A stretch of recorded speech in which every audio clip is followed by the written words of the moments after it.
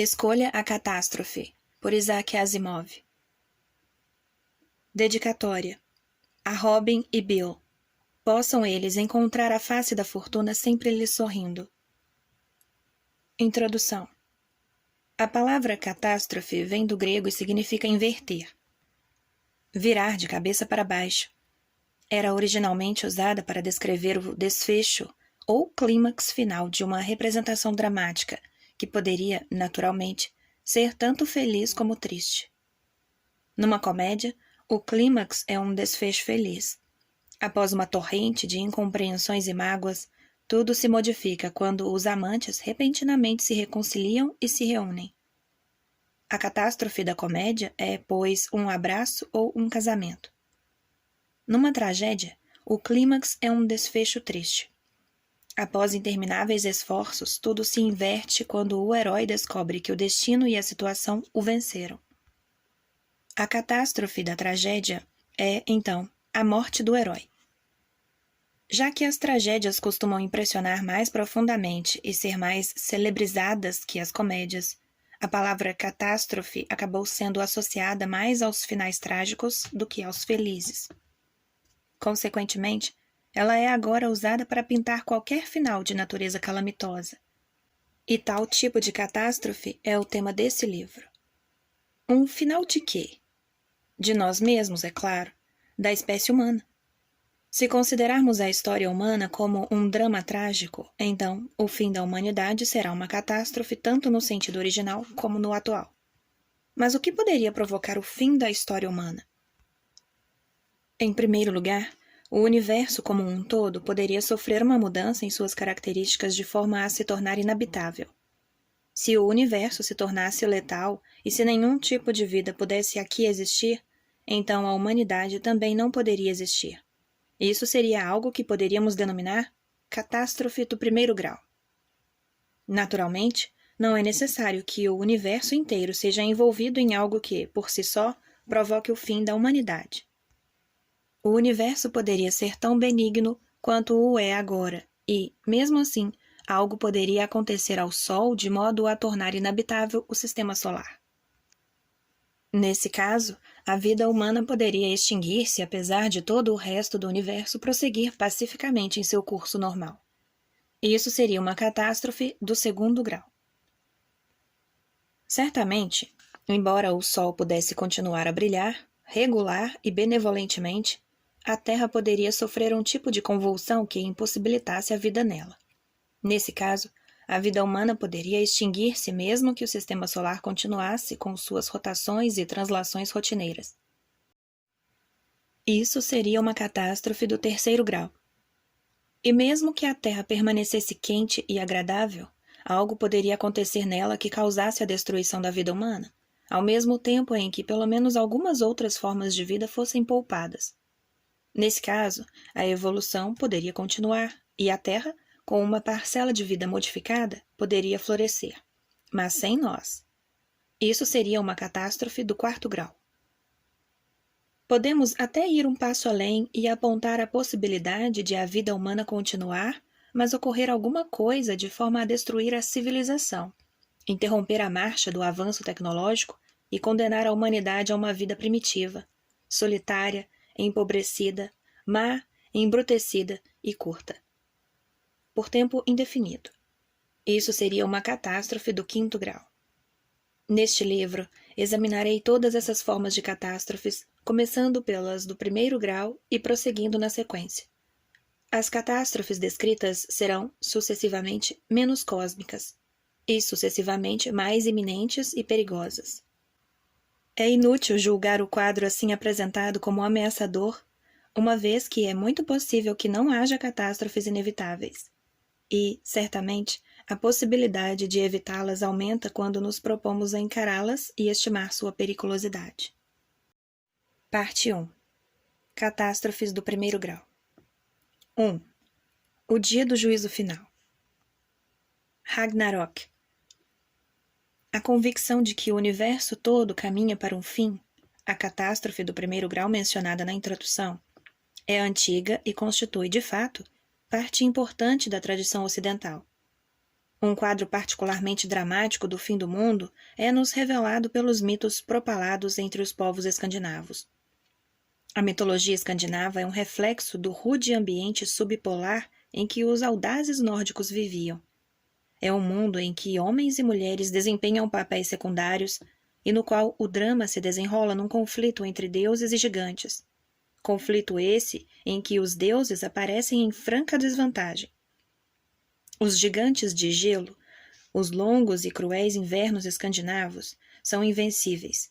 Afinal de contas, é até dentro da sitiada fortaleza dos próprios deuses.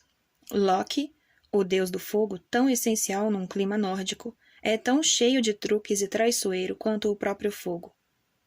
No final aparece Ragnarok, que significa o destino fatal dos deuses. Richard Wagner tornou esse termo mais conhecido como Götterdämmerung, ou Crepúsculo dos Deuses, em sua ópera assim denominada. Ragnarok é a batalha final decisiva entre os deuses e seus inimigos. Seguindo os deuses, vêm os heróis do Valhalla, que, na Terra, tinham morrido em combate. Seus oponentes são os gigantes e monstros de natureza cruel, liderados pelo renegado Loki. Um por um os deuses caem, embora os monstros e gigantes, inclusive Loki, também morram. Na luta, a Terra e o Universo perecem.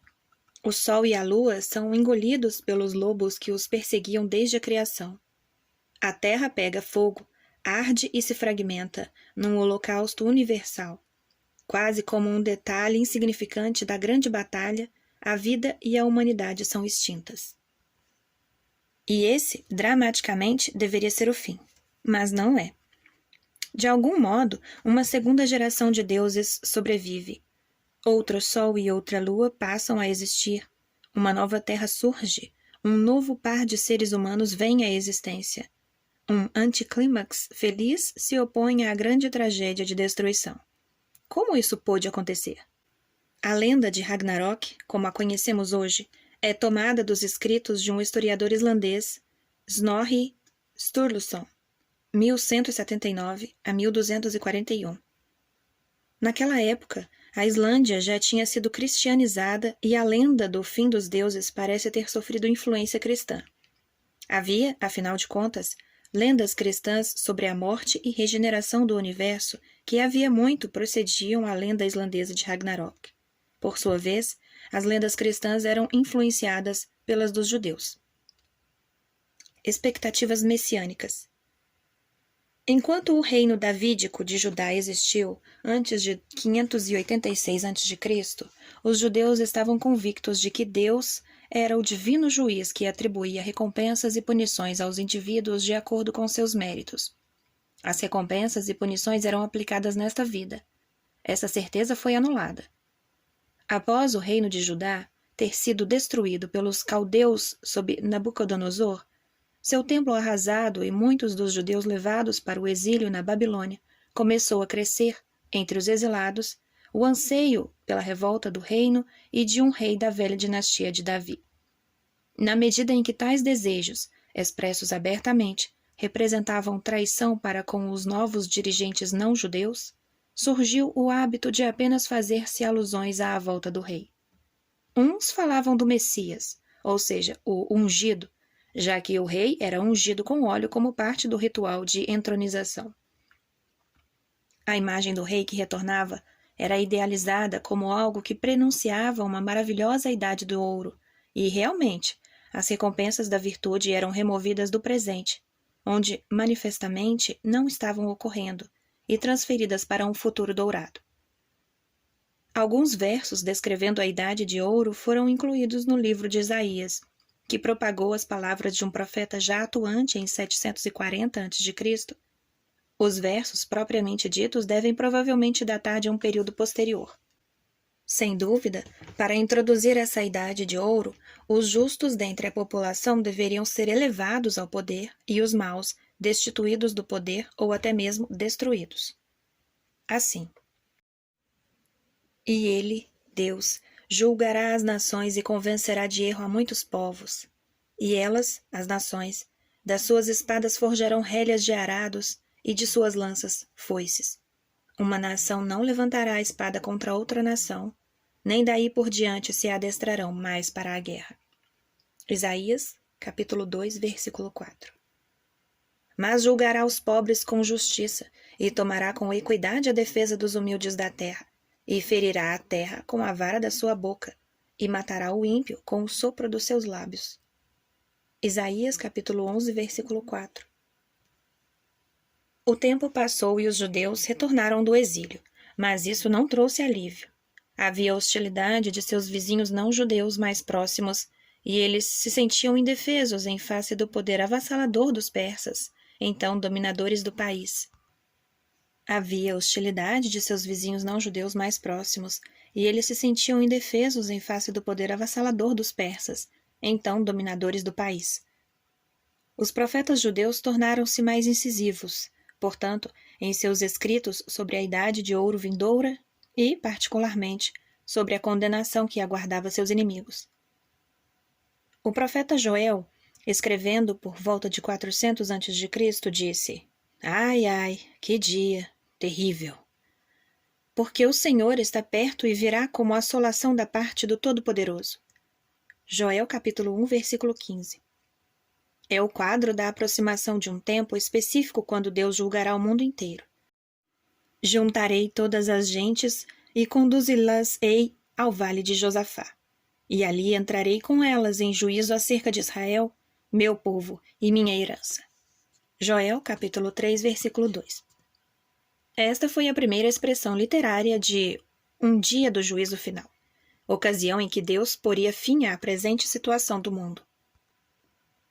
Tal noção se tornou mais forte e extremada no século II a.C., quando os Seleucidas, dirigentes gregos que haviam sucedido à dominação persa depois de Alexandre Magno, tentaram suprimir o judaísmo.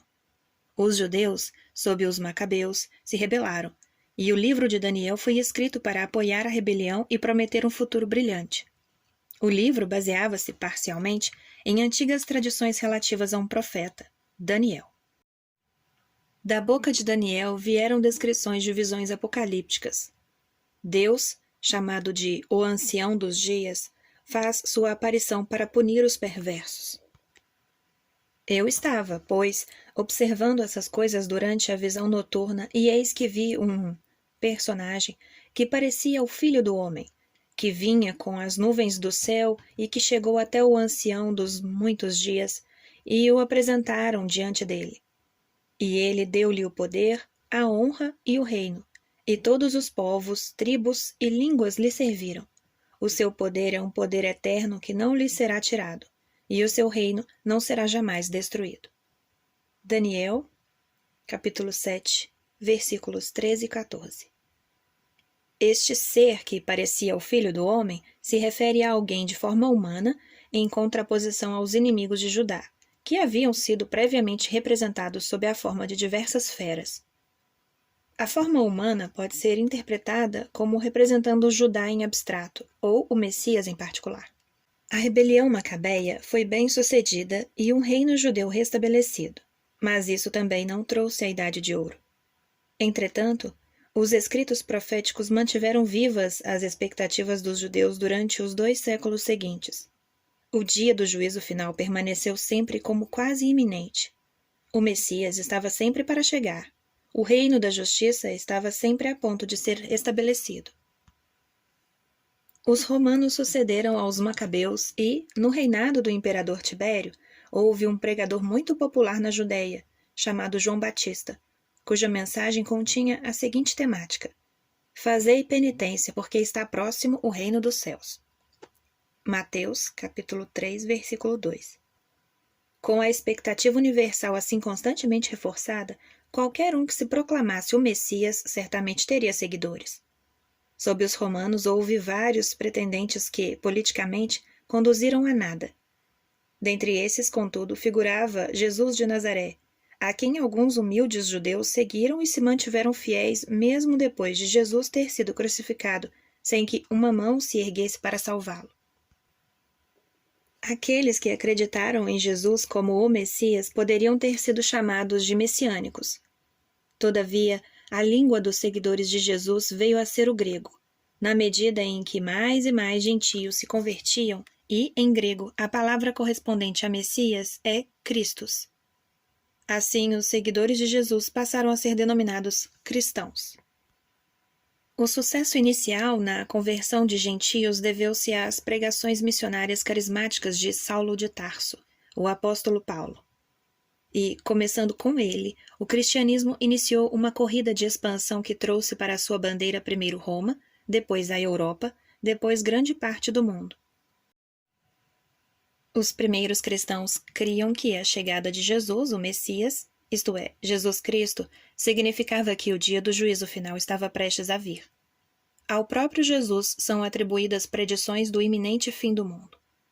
Mas, naqueles dias, depois daquela tribulação, o sol se escurecerá, a lua não dará seu resplendor, e as estrelas do céu cairão, e se comoverão as potestades que estão nos céus. Então verão o Filho do Homem vir sobre as nuvens com grande poder e glória. Em verdade vos digo que não passará esta geração, sem que se cumpram todas estas coisas. O céu e a terra passarão. A respeito, porém, daquele dia ou daquela hora, ninguém sabe, nem os anjos do céu, nem mesmo o Filho, mas só o Pai. Marcos, capítulo 13, versículos 24 a 27, 30 a 32. Em aproximadamente 50 depois de Cristo, 20 anos após a morte de Jesus, o apóstolo Paulo ainda aguardava o dia do juízo final de um momento para o outro. Nós, pois, vos dizemos isto, segundo a palavra do Senhor, que nós, os que estamos vivos, que fomos reservados para a vinda do Senhor, não passaremos adiante daqueles que adormeceram. Porque o mesmo Senhor, com alarido, à voz do arcanjo e ao som da trombeta de Deus, descerá do céu, e os que morreram em Cristo ressuscitarão primeiro. Depois nós, os que vivemos, os que ficamos, seremos arrebatados juntamente com eles nas nuvens ao encontro de Cristo nos ares, e assim estaremos para sempre com o Senhor. Portanto, consolai-vos uns aos outros com estas palavras. Quanto ao tempo e ao momento dessa segunda vinda de Jesus Cristo, não tendes necessidade, irmãos, que vos escrevamos, porque vós sabeis muito bem que o dia do Senhor virá como um ladrão durante a noite. Tessalonicenses 1, capítulo 4, versículo 15 ao 18, capítulo 5, versículos 1 e 2. Paulo, como Jesus, fazia notar que o dia do juízo final viria logo, mas tinha o cuidado de não estabelecer uma data exata. O que ocorreu é que o dia do juízo final não veio. Os maus não foram punidos, o reino ideal não foi estabelecido, e aqueles que acreditavam que Jesus era o Messias tiveram que se contentar com a crença de que o Messias teria que vir uma segunda vez, a parousia ou segunda vinda, e que então tudo o que havia sido previsto ocorreria. Os cristãos foram perseguidos em Roma, sob Nero, e em maior escala, mais tarde, sob o imperador Domiciano. Exatamente como a perseguição seleucida tinha gerado as promessas apocalípticas do livro de Daniel nos tempos do Velho Testamento, assim as perseguições de Domiciano originaram as promessas apocalípticas do livro do Apocalipse, nos tempos do Novo Testamento. O Apocalipse foi provavelmente escrito em 95 d.C., durante o reinado de Domiciano. Nesse livro, confusa e detalhadamente, o dia do juízo final é descrito. Narra-se uma batalha final entre todas as forças do mal e as do bem, num lugar chamado Armagedon. Contudo, os detalhes não são claros. Apocalipse, capítulo 16, versículo do 14 ao 16. Finalmente, porém, e vi um novo céu e uma nova terra, porque o primeiro céu e a primeira terra desapareceram. Apocalipse, capítulo 21, versículo 1. É bem possível, portanto, que, qualquer que tenha sido a origem do mito escandinavo de Ragnarok, a versão que chegou a nós deva algo àquela batalha de Armagedon no Apocalipse, com sua visão de um universo regenerado, e o Apocalipse, por sua vez, deve muito ao livro de Daniel. Milenarismo. O livro do Apocalipse introduziu algo novo. Vi, então, descer do céu um anjo que tinha a chave do abismo e uma grande cadeia na sua mão. E prendeu o dragão, a serpente antiga, que é o demônio e Satanás, e amarrou-o por 1000 anos, Meteu-o no abismo e fechou-o e pôs selo sobre ele, para que já não seduza mais as nações, até se completarem os 1000 anos, e depois disto deve ser solto por um pouco de tempo. Apocalipse capítulo 20, versículo de 1 a 3. Porque o demônio deva ter sua ação cerceada durante 1000 anos ou milênio, e então solto por um pouco de tempo, não está claro, mas pelo menos aliviou a aflição daqueles que criam que o dia do juízo final se aproximava. Poder-se-ia sempre dizer que o Messias tinha vindo e que o demônio estava aprisionado, significando que o cristianismo podia resistir. Mas a verdadeira batalha final e o verdadeiro fim viriam 1000 anos mais tarde. Pareceria natural supor-se que os 1000 anos tinham começado com o nascimento de Jesus. Por isso, no ano 1000 havia um clima de nervosa apreensão, mas passou, e o mundo não acabou.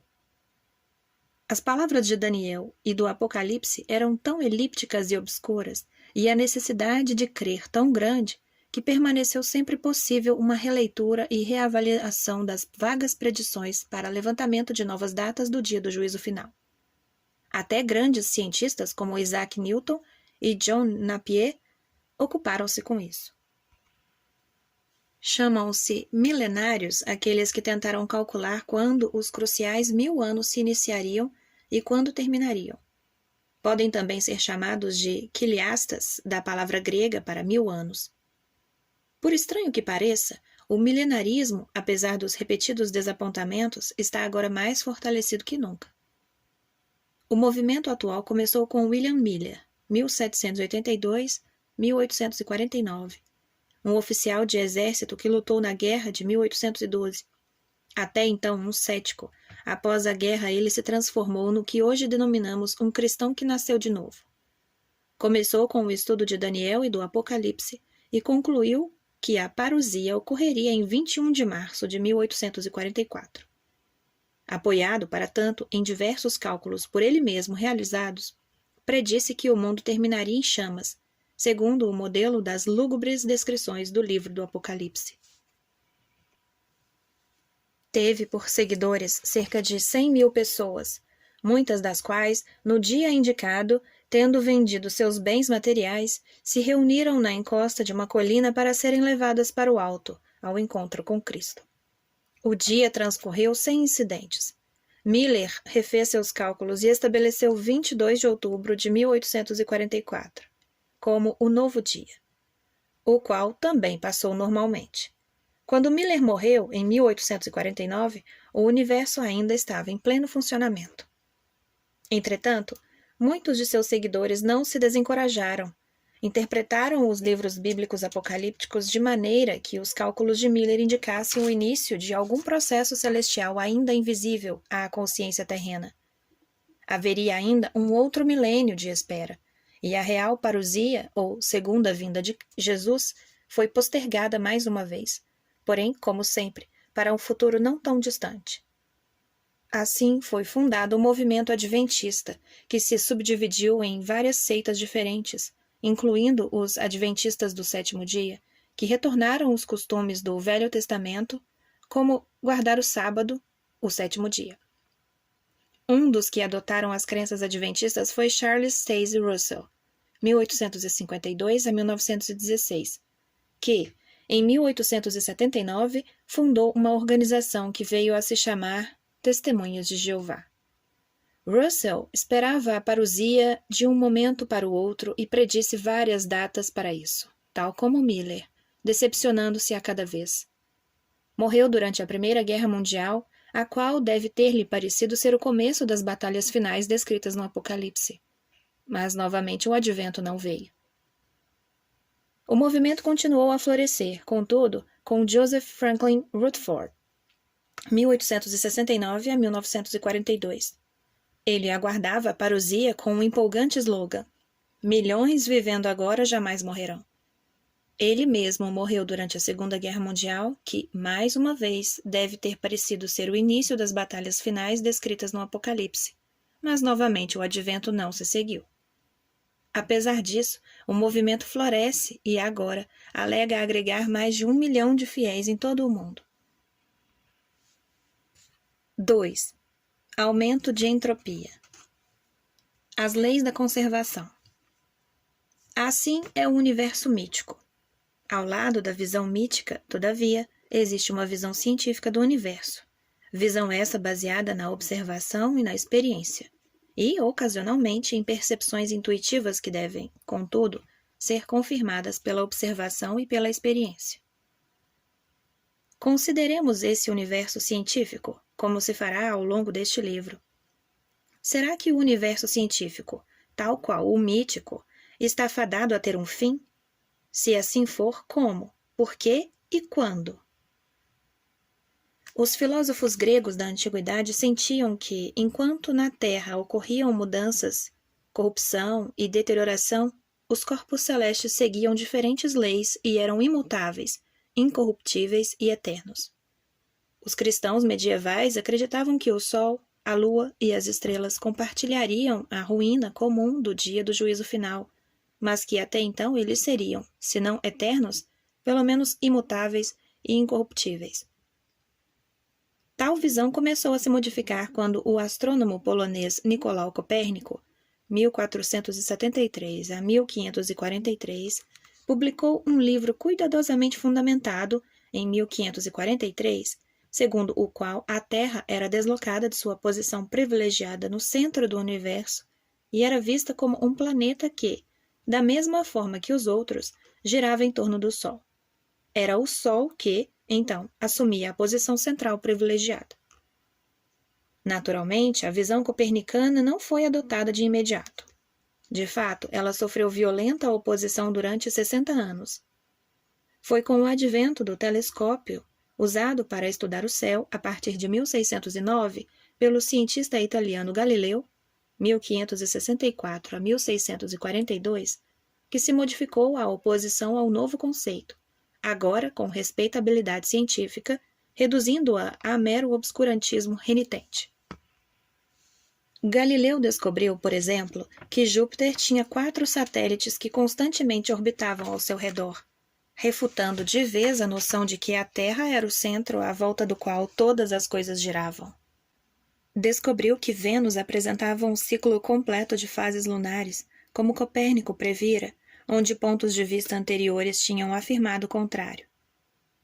Através de seu telescópio, Galileu também viu que a Lua era coberta por montanhas, crateras, e o que ele imaginou serem mares, demonstrando que ela, e por extensão os outros planetas, era um lugar como a Terra e, portanto, presumivelmente sujeito às mesmas leis de mutabilidade, corrupção e deterioração. Detectou manchas escuras na superfície do próprio Sol, de maneira que mesmo esse objeto transcendente, dentre todas as coisas materiais e mais aproximado da perfeição de Deus, era, afinal de contas, imperfeito. Na busca do eterno, ou pelo menos daqueles aspectos do eterno que podiam ser observados e eram, portanto, parte do universo científico, ter-se-ia que alcançar um nível mais abstrato de experiência. Se as coisas não eram eternas, talvez a relação entre elas é que o fosse. Em 1668, por exemplo, o matemático inglês John Wallis investigou o comportamento de corpos em colisão e deduziu a noção de que, no processo de colisão, algum aspecto do movimento não muda. O processo é o seguinte: cada corpo que se move tem algo chamado momento. Seu momento é igual à sua massa, que pode ser definida, grosso modo, como a matéria que ele contém, multiplicada por sua velocidade. Se o movimento se dá numa certa direção, o momento recebe um sinal positivo. Se em direção oposta, um sinal negativo. Se 2 corpos se aproximarem de frente, resultará um momento total que pode ser determinado subtraindo-se o momento negativo de um deles do momento positivo do outro. Depois do choque da retração, a distribuição do momento entre os 2 corpos será diferente, mas o momento total será o mesmo que antes. Se eles colidirem e se fundirem, o novo corpo formado terá massa e velocidade diferentes das dos 2 separadamente, mas o momento total permanecerá o mesmo. O momento total permanece o mesmo, ainda que os corpos se choquem em ângulo, em vez de na mesma direção, e se afastem em direções opostas. A partir das experiências de Wallis, e de outras feitas desde então, resulta que em qualquer sistema fechado, sistema em que não há trocas com o exterior, o momento total é sempre o mesmo. A distribuição do momento entre os corpos em movimento no sistema pode se modificar de infinitas formas, mas o total continua o mesmo. O momento é, portanto, conservado, ou seja, não há acréscimos nem decréscimos. O princípio que rege esse fenômeno se chama Lei da Conservação do Momento. Sendo o universo o único sistema verdadeiramente fechado, a forma mais geral de se conceituar a lei da conservação do momento é afirmar que o momento total do universo é constante. Em essência, ele não muda jamais, por mais que ocorram mudanças de qualquer natureza. Como podemos ter certeza? Como podemos afirmar, com base em observações científicas feitas em laboratório durante os últimos séculos, que o momento se conservava o mesmo há 1 milhão de anos, ou que isso ainda ocorrerá passado mais 1 milhão de anos? Como podemos asseverar que ele se conserva em outra galáxia há 1 milhão de anos-luz, ou nos arredores de nosso planeta sob condições incomuns, tais como as do centro do Sol? Não podemos declarar com firmeza. Tudo o que se pode dizer é que jamais, sob quaisquer condições, foi possível observar uma violação dessa lei. Nem podemos detectar algo que aponte para a viabilidade de um dia ela ser violada. Além disso, todas as consequências que deduzimos da admissão da validade da lei parecem ter sentido e combinar com o que se observou. Nessa medida, os cientistas sentem-se autorizados a admitir, aguardando evidência em contrário, que a conservação do momento é uma lei da natureza que se aplica através de todo o tempo e espaço e sob quaisquer condições. A conservação do momento foi apenas a primeira de uma série de leis da conservação elaboradas pelos cientistas. Pode-se, por exemplo, falar de momento angular, que é uma propriedade dos corpos que giram em torno de um eixo de rotação, ou ao redor de um segundo corpo, o que necessariamente implica um outro eixo de rotação. Em ambos os casos, calcula-se o momento angular a partir da massa e velocidade de rotação do corpo e da distância média entre suas partes e o eixo ou centro ao redor do qual a rotação é feita. Resulta que há uma lei da conservação do momento angular. O momento total do universo é sempre constante. Mas os dois tipos de momentos são independentes um do outro e não são permutáveis. É impossível transformar o momento angular em momento comum, às vezes chamado de momento linear para diferenciá-lo do outro, ou vice-versa. Em 1774, uma série de experimentos realizados pelo químico francês Antoine Laurent Lavoisier sugeriu que a massa se conservava. Num sistema fechado, alguns corpos poderiam perder e outros ganhar massa, mas a massa total do sistema se mantinha constante. Gradualmente, o mundo científico desenvolveu o conceito de energia, a propriedade de um corpo que o capacita a trabalhar. A própria palavra energia vem de uma expressão grega que significa que contém trabalho. O primeiro a usar essa palavra no sentido moderno foi o físico inglês Thomas Young, em 1807. Vários fenômenos diferentes, o calor, o movimento, a luz, o som, a eletricidade, o magnetismo, as transformações químicas e assim por diante, eram capazes de efetuar trabalho e, por conseguinte, passaram a ser considerados formas diversas de energia. Surgiu a noção de que uma forma de energia poderia se converter em outra, que alguns corpos poderiam, de uma ou outra maneira, ceder energia e que outros poderiam, igualmente, ganhar energia, mas que, em qualquer sistema fechado, o total de energia de todas as formas era constante. Longe de ser o primeiro a contatar isso, o físico alemão Hermann L. F. von Helmholtz conseguiu, contudo, em 1847, persuadir a comunidade científica em geral de que, realmente, ele é que o fizera. Ele é, portanto, usualmente considerado o descobridor da lei da conservação de energia.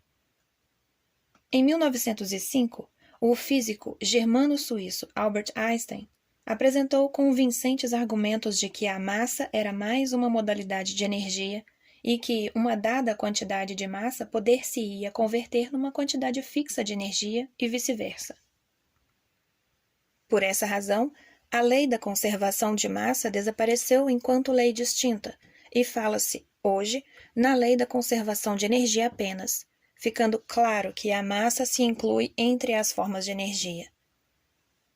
Quando a estrutura do átomo foi determinada pelo físico inglês Ernest Rutherford, em 1911, descobriu-se que existiam partículas subatômicas que não só seguiam as leis da conservação de momento angular e energia, mas também as leis da conservação de carga elétrica, do número de baryons, do spin isotópico e outras leis semelhantes.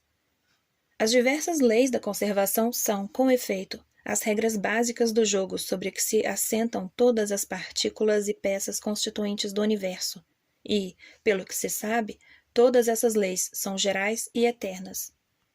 Se uma lei da conservação se provar inválida, então é porque ela é meramente parte de uma lei mais abrangente.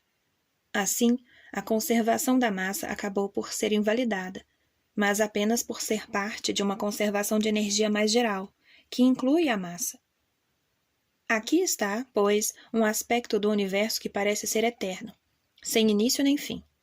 A energia que o universo agora contém será sempre precisamente a mesma quantidade dela sempre existiu, existe e existirá. O mesmo se aplica em relação a momento angular, carga elétrica e assim por diante. Quaisquer tipos de modificações locais podem ocorrer como resultado de ganhos ou perdas de uma ou mais propriedades de conservação nesta ou naquela parte do universo. Mas o total foi, é e será imutável. Fluxo de energia. Podemos, agora, traçar um paralelo entre o universo mítico e o universo científico.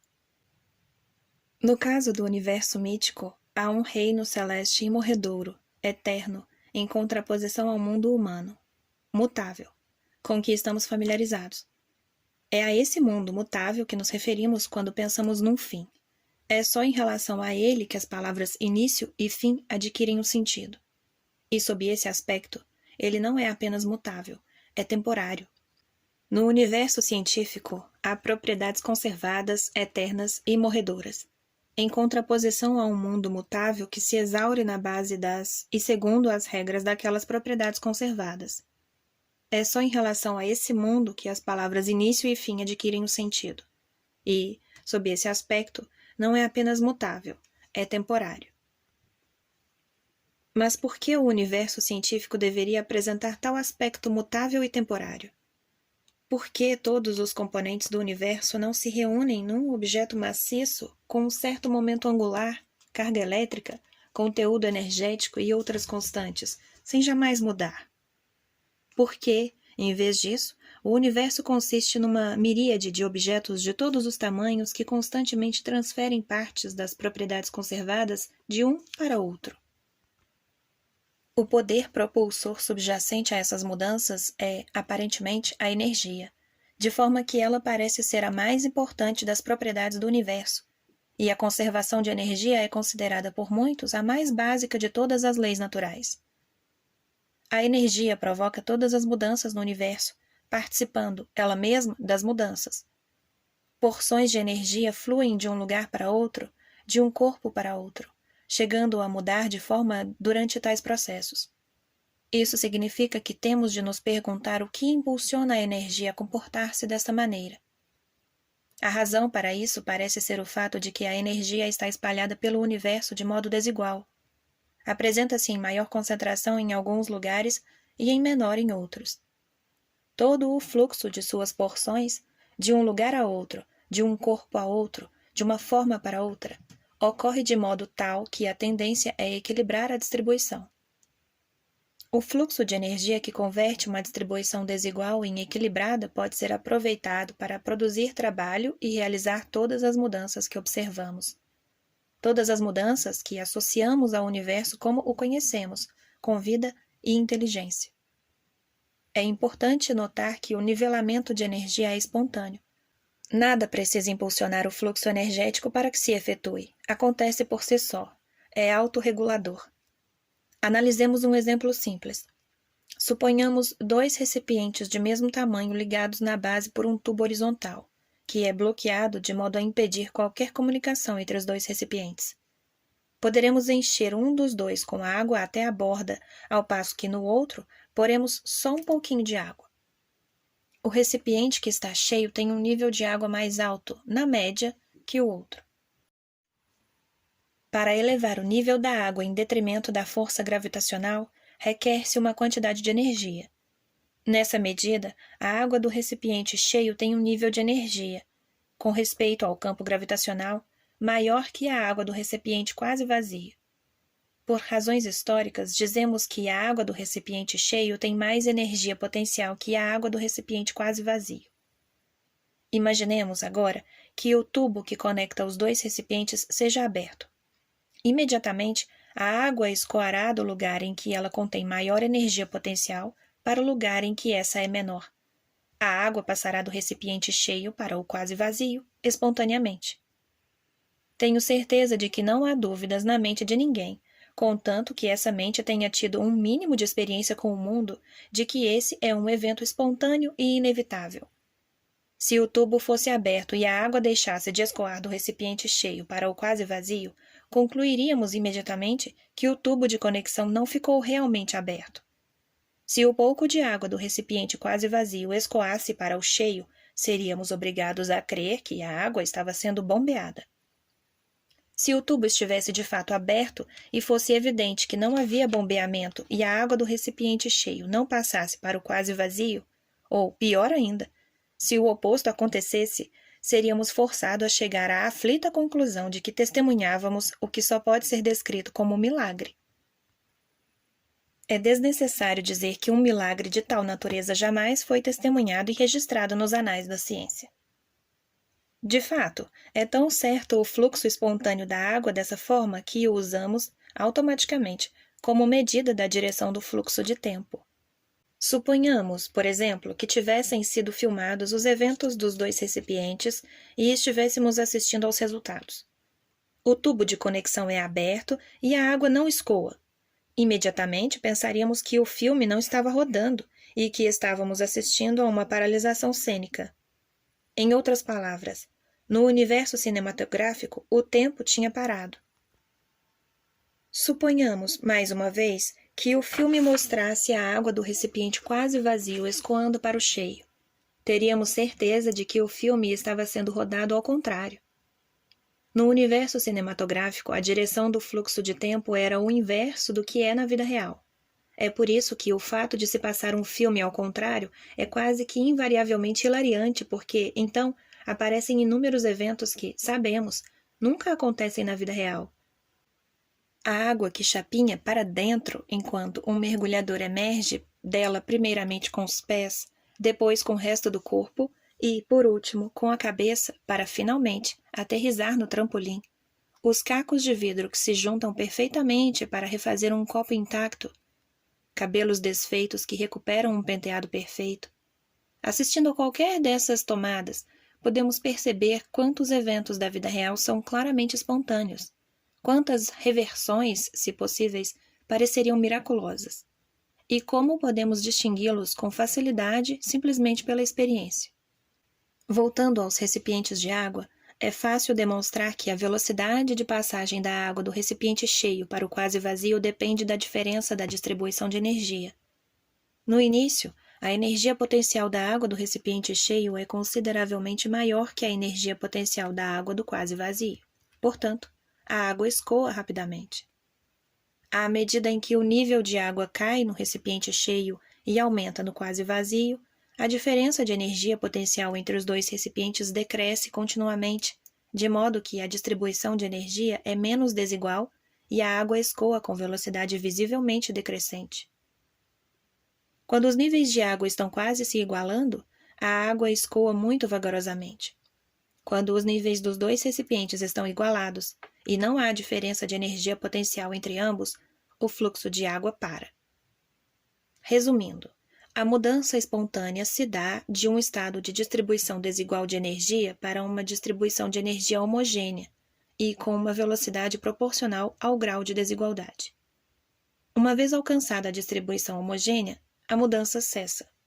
Se estivéssemos observando dois recipientes de água ligados e com um nível de água igual em ambos, e se, sem qualquer intervenção externa, a água escoasse de um recipiente para outro, de maneira que o nível em um aumentasse e no outro caísse, estaríamos testemunhando um milagre. A água em movimento pode produzir trabalho. Pode gerar uma turbina que gerará um fluxo de eletricidade ou pode simplesmente transportar coisas. À medida em que a velocidade do fluxo de água diminui, o índice de trabalho capaz de ser realizado diminui. Quando o fluxo para de vez, torna-se impossível a realização de trabalho. Quando o fluxo de água para, porque a altura da água é a mesma em ambos os recipientes, tudo para. Toda a água ainda está lá. Toda a energia ainda está lá. Tanto a água como a energia, no entanto, não mais estão desigualmente distribuídas. É a distribuição irregular de energia que produz mudança, movimento e trabalho à medida em que buscam um equilíbrio na distribuição. Uma vez conseguido, não mais existe mudança, movimento ou trabalho. Além disso, a mudança espontânea é sempre no sentido da distribuição desigual para a equilibrada. Ocorrido isso, nada de espontâneo inverterá o processo. Final da leitura da parte 1. Paramos na página 27.